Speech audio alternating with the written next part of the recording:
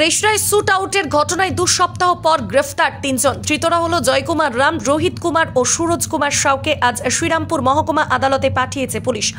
গুলিবিদ্ধ যুবক দীপক জয়সওয়াল, বয়স 25, এসএসকেএম হাসপাতালে চিকিৎসাধীন।